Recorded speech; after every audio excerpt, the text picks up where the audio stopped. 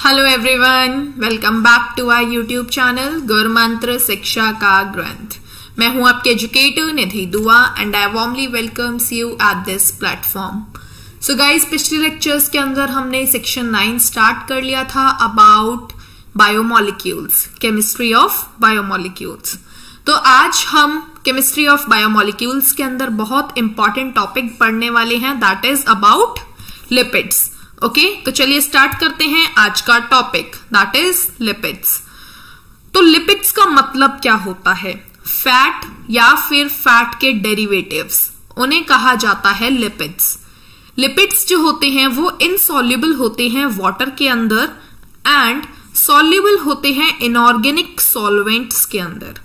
Okay, तो lipids insoluble हैं H2O यानी वाटर के अंदर एंड सॉल्युबल होते हैं, अच्छे से घुल मिल जाते हैं in organic solvents like benzene, chloroform, acetones, hot alcohol, ether etcetera. Okay, and lipids occurs in the protoplasm as a minute globules. Lipids हमें प्रोटोप्लाज्म के अंदर भी देखने को मिलते हैं इन स्मॉल माइन्यूट ग्लोब्यूल्स की फॉर्म में। ओके, अब प्रोटोप्लाज्म क्या होता है? तो देखिए, कलरलेस मटेरियल जो कि किसी भी लिविंग पार्ट को बनाता है किसी भी सेल के। The colourless material comprising the living part of a cell including cytoplasm, nucleus and the other organelles, इसे कहा जाता है प्रोटोप्लाज्म। एंड प्रोटोप्लाज्म के अंदर आपका लिपिड पाया जाता है in the form of small और you can say minute globules की फॉर्म में। Lipids do not form any kind of polymers. बहुत इंपॉर्टेंट पॉइंट है कि लिपिड्स का आपको कोई भी पॉलीमर देखने को नहीं मिलता। Okay, now next, lipids provide more energy as compare to carbohydrates. अगर हम कार्बोहाइड्रेट से लिपिड को कंपेयर करें तो लिपिड हमें ज्यादा एनर्जी प्रोवाइड करते हैं and lipids requires less space for the storage as compare to the carbohydrate. Body के अंदर स्टोर होने के लिए भी लिपिड्स को काफी कम स्पेस की रिक्वायरमेंट होती है। ऐसा क्यों होता है? क्योंकि लिपिड के जो मॉलिक्यूल होते हैं वो हाइड्रोफोबिक इन नेचर होते हैं एंड कंडेंस फॉर्म में मिलते हैं। Okay, next, animal stores maximum amount of food in the form of lipid. Animals जो होते हैं, ह्यूमन बॉडी जो होती है वो मैक्सिमम अमाउंट में फूड को लिपिड की फॉर्म में स्टोर करती है। बहुत इंपॉर्टेंट पॉइंट है, यहां से आपका क्वेश्चन बन सकता है एंड ऑप्शन के अंदर आपको डेफिनेटली कार्बोहाइड्रेट भी गिवन होगा। Lipid provide maximum amount of metabolic water as compare to carbohydrates and proteins on oxidation. जैसे ही आप कार्बोहाइड्रेट या प्रोटीन या लिपिड का ऑक्सीडेशन करते हैं तो आपको मेटाबॉलिक वाटर मिलता है, और वो मेटाबॉलिक वाटर का अगर रेशो देखा जाए या अमाउंट देखा जाए तो लिपिड के केस में ऑक्सीडेशन कराने पर बहुत ज्यादा होता है as compare to carbohydrates and proteins. Okay, next point, अब हम बात करते हैं अबाउट सिंपल लिपिड और न्यूट्रल फैट्स। तो देखिए, सिंपल लिपिड का मतलब होता है these are the esters of long chain fatty acids. Simple lipid आपके लॉन्ग चेन फैटी एसिड के एस्टर्स होते हैं and alcohol. In maturity of simple lipid the alcohol is trihydroxy sugar alcohol. अगर simple lipid की बात की जाए तो जो एल्कोहल यूज होती है, जो एल्कोहल अटैच होती है, that is trihydroxy sugar alcohol, और जिसे कहा जाता है glycerol. Okay, 3 molecules of fatty acid linked with 1 molecule of glycerol। 3 molecule होते हैं फैटी एसिड के जो कि लिंक रहते हैं with 1 molecule of glycerol। The linkage is called ester bond. ऐसे बॉन्ड को, ऐसे लिंकेज को कहा जाता है एस्टर बॉन्ड एंड इस टाइप के लिपिड्स को कहा जाता है ट्राइग्लिसरॉल्डिहाइड्स। ओके, बहुत इंपॉर्टेंट पॉइंट है। 3 molecules water are released during the formation of triglycerides। 3 molecule water का रिलीज होता है जब भी ट्राइग्लिसराइड का फॉर्मेशन होता है। बहुत इंपॉर्टेंट पॉइंट है कि कितने मॉलिक्यूल वाटर्स रिलीज होते हैं जब भी किसी ट्राइग्लिसराइड का फॉर्मेशन होता है, तो आंसर होगा आपका 3 molecules of water. Next is similar और different fatty acids participate in the composition of fat molecule. Similar या फिर डिफरेंट काइंड के फैटी एसिड्स किसी भी फैट मॉलिक्यूल के कॉम्पोजिशन के अंदर पार्टिसिपेट कर सकते हैं। सिंपल लिपिड के अंदर आपके पास 2 टाइप के फैटी एसिड्स होते हैं। Number 1 is saturated fatty acid and number 2 is unsaturated fatty acids. अगर सैचुरेटेड फैटी एसिड्स की बात की जाए तो ये वो फैटी एसिड्स होते हैं जिनके अंदर carbon atom of hydrocarbon chain are saturated with hydrogen atom, जहां पे कार्बन एटम के साथ साथ आपको हाइड्रोजन एटम्स मिलेंगे। एग्जाम्पल है palmitic acid and stearic acid. Okay, next is unsaturated fatty acids. Unsaturated fatty acids वो फैटी एसिड्स होते हैं जिनके अंदर कुछ कार्बन एटम्स फुल्ली ऑक्यूपाइड नहीं होते with hydrogen atoms. Okay, example है oleic acid, linoleic acid and linolenic acids. Sorry. Next is poly unsaturated fatty acids. अगर पॉली अनसैचुरेटेड फैटी एसिड्स की बात की जाए तो fatty acids with more than 1 double bond in their structure. ऐसे fatty acids जिनके अंदर एक से ज्यादा डबल बॉन्ड प्रेजेंट होगा उनके स्ट्रक्चर में, उन्हें कहा जाता है poly unsaturated fatty acids. Example है linoleic acid, linolenic acid, arachidonic acid etcetera. Unsaturated fatty acids को असेंशियल फैटी एसिड्स भी कहा जाता है। ऐसा क्यों कहा जाता है? क्योंकि एनिमल्स एबल होते हैं इन्हें सिंथेसाइज करने के लिए। Simple lipids with saturated fatty remain solid at room temperature.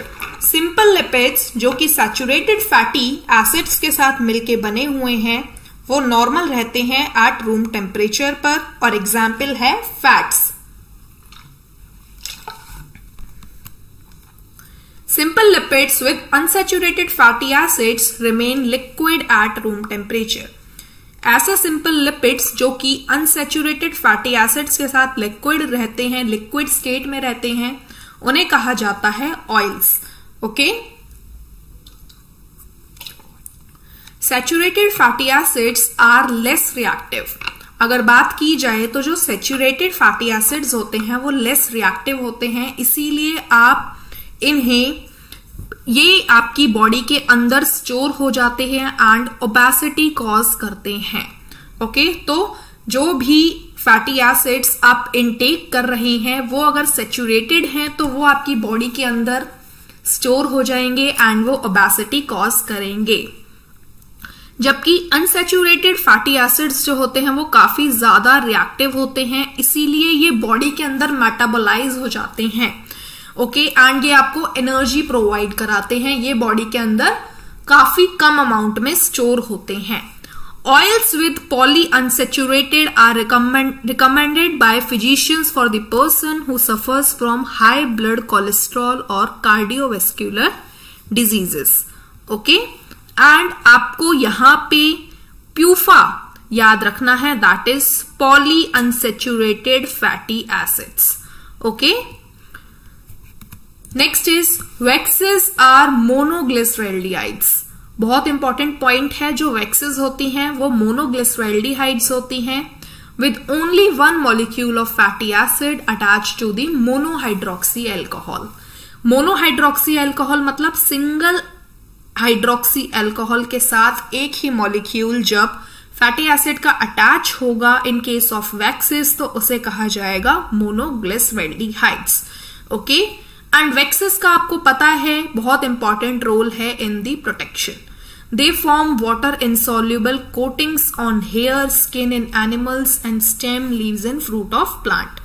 आपको बहुत अच्छे से पता है वैक्सिंग कोटिंग पाई जाती है एनिमल्स की स्किन के ऊपर, स्टेम के ऊपर, लीफ के ऊपर। वो ऐसा क्यों होता है? ताकि वो प्रोटेक्शन प्रोवाइड कर सके और वैक्सी जितने भी जहां पे भी वैक्स मिलती है, पाई जाती है, वो वाटर इनसॉल्युबल होती है। एग्जाम्पल है आपका बी वैक्स। ओके, और जो वैक्स एक टाइप का केमिकल है spermaceti in skull of whale and dolphin. Okay, next is conjugated और कंपाउंड लिपिड्स। अभी तक आपने सिंपल लिपिड्स के बारे में देखा, अब हम देखेंगे कंपाउंड लिपिड्स के बारे में। फॉस्फोलिपिड्स और फॉस्फाटाइड और phospholipids. Okay, 2 molecules of fatty acid plus glycerol plus H3PO4 plus nitrogenous compounds। जब ये सारे कॉम्पोजिशन आपके प्रेजेंट होंगे किसी भी लिपिड के अंदर तो उसे कहा जाएगा कंपाउंड लिपिड या फिर phospholipid. Phospholipids are the most abundant type of lipid in protoplasm। Protoplasm के अंदर अगर बात की जाए तो सबसे ज्यादा आपका फॉस्फोलिपिड प्रेजेंट होगा। Phospholipids have both hydrophilic polar end and hydrophobic non-polar end। Hydrophobic non polar end आपका कहां प्रेजेंट होगा? In case of fatty acids. और इस टाइप के मॉलिक्यूल्स जहां पे आपका hydrophilic end as well as hydrophobic end present होगा उसे कहा जाता है एम्फीपैथिक मॉलिक्यूल। ओके, इसी वजह से, इस एम्फीपैथिक नेचर की वजह से फॉस्फोलिपिड्स जो होते हैं वो बाय मॉलिक्यूलर लेयर बना लेते हैं in case of cell membrane. Okay, now some biologically important phospholipids are as follows. देखिए, सबसे पहले आपके पास लेसिथिन या फिर आप इसे बोलते हैं phosphatidyl choline. Nitrogenous compound in lecithin is choline. Lecithin के अंदर अगर कोई भी नाइट्रोजीनस कंपाउंड प्रेजेंट है तो उसे आप बोलेंगे choline. In blood lecithin functions as a carrier molecule. Blood के अंदर लेसिथिन कैरियर मॉलिक्यूल की तरह काम करता है। It helps in the transportation of other lipid, और ये हेल्प करता है अदर लिपिड के ट्रांसपोर्टेशन में। Next is cephalin. Similar to lecithin but nitrogenous compound is ethanolamine. Cephalin occurs in nerve tissue, egg yolk and blood platelets. Okay. Third type है आपके पास sphingolipids. Sphingolipids lecithin की तरह ही होता है। In place of glycerol it contains an amino alcohol sphingosine।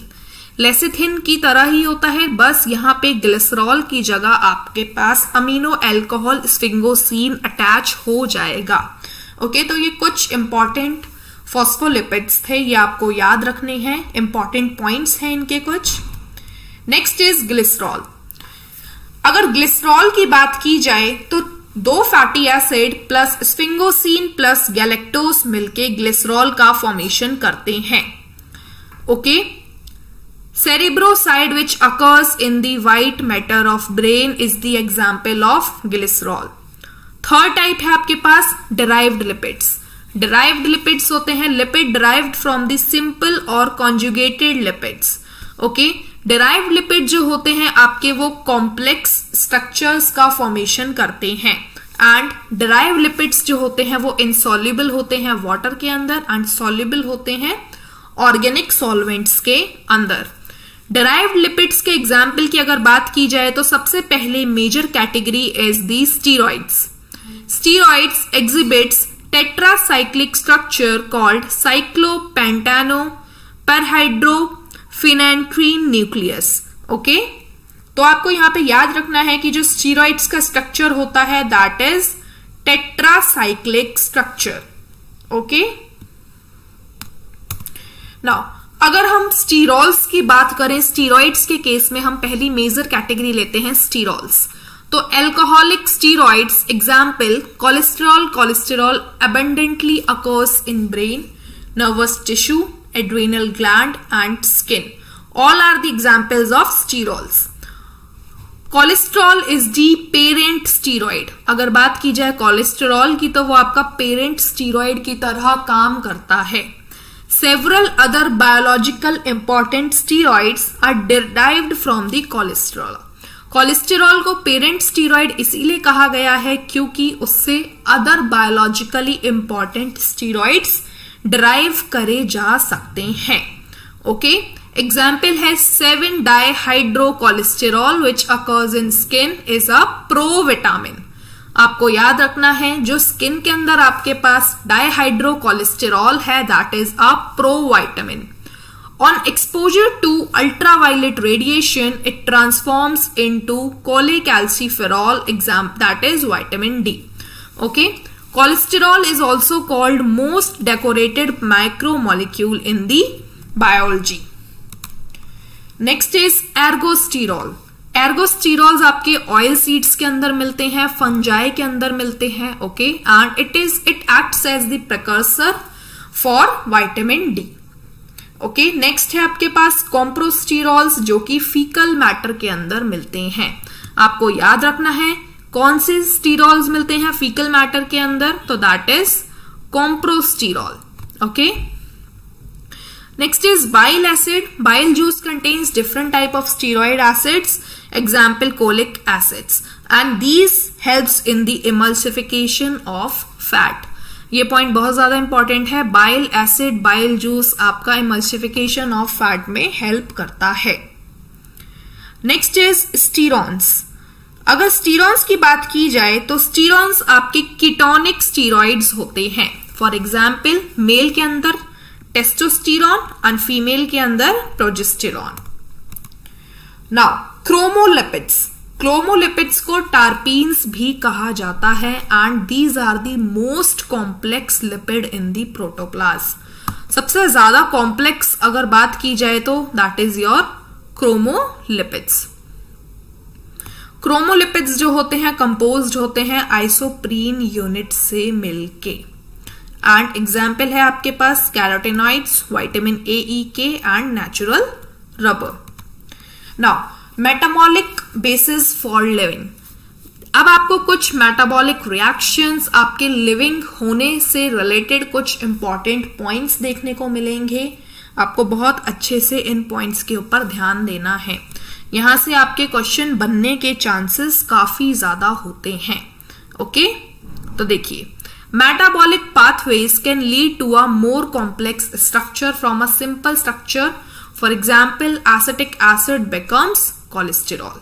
ये आपका acetic acid है। Okay, तो देखिए बॉडी के अंदर बहुत सारे मेटाबॉलिक फंक्शंस चलते रहते हैं, कैटाबॉलिक, एनाबॉलिक टाइप की रिएक्शंस होती रहती हैं, तो वहां पे आपके कुछ मेटाबॉलिक पाथवे भी होते हैं जो कि एक कॉम्प्लेक्स स्ट्रक्चर का फॉर्म भी ले सकते हैं फ्रॉम अ सिंपल स्ट्रक्चर।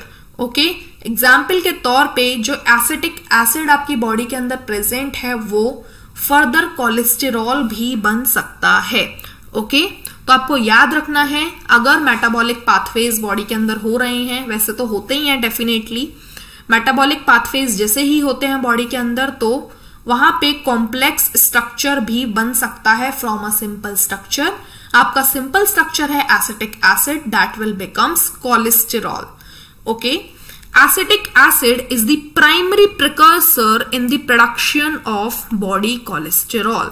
बहुत इंपॉर्टेंट पॉइंट है ये कि एसिटिक एसिड आपका प्राइमरी प्रिकर्सर की तरह काम करता है in the production of body cholesterol. Okay, acetic acid is converted to cholesterol in the liver. Acetic acid आपका कोलेस्टेरॉल के अंदर कन्वर्ट होता है in the liver through a series of biochemical reactions. बहुत सारी बायोकेमिकल रिएक्शंस होती हैं body के अंदर, तो एसिटिक एसिड लिवर में जाके कोलेस्टेरॉल का फॉर्म ले लेता है and such metabolic pathways are called biosynthetic pathway. और ऐसे मेटाबॉलिक पाथवेज को जिसके अंदर एक फॉर्म से दूसरे फॉर्म में कन्वर्ट किया जा रहा है किसी भी कंपाउंड को, उसे कहा जाता है बायोसिंथेटिक पाथवेज या फिर anabolic pathways. And anabolic pathways जो होते हैं वो हमेशा एनर्जी को कंज्यूम करते हैं। Next is living organism trap the energy and liberate it during the degradation and store in the form of chemical bonds of molecules like ATP, adenosine triphosphate. Living organism जो होते हैं उनकी body के अंदर energy ATP की form में store रहती है। ओके, और जब भी एनर्जी की जरूरत होती है बॉडी को, तो जो केमिकल बॉन्ड्स आपकी बॉडी के अंदर बने हैं वो लिबरेट होते हैं, वो ब्रेक डाउन होते हैं एंड एनर्जी आपको मिलनी स्टार्ट हो जाती है। This liberated energy is utilized for the biosynthetic, osmotic and mechanical work that we perform. Okay, अब अगर एटीपी की बात की जाए तो एटीपी आपका यूनिवर्सल एनर्जी कैरियर होता है and it is a nucleotide. Okay, as well as adenosine triphosphate को energy currency of a cell भी कहा जाता है। ATP is formed of adenine, a ribose and a row of 3-phosphate attached ribose. Okay, ATP molecules जो होते हैं वो during the cellular respiration बनते हैं। बहुत इंपॉर्टेंट पॉइंट है, ATP मॉलिक्यूल्स का फॉर्मेशन कब होता है? ATP molecules are produced during the cellular respiration. Okay, the second and third phosphate of ATP are attached by the high energy bonds.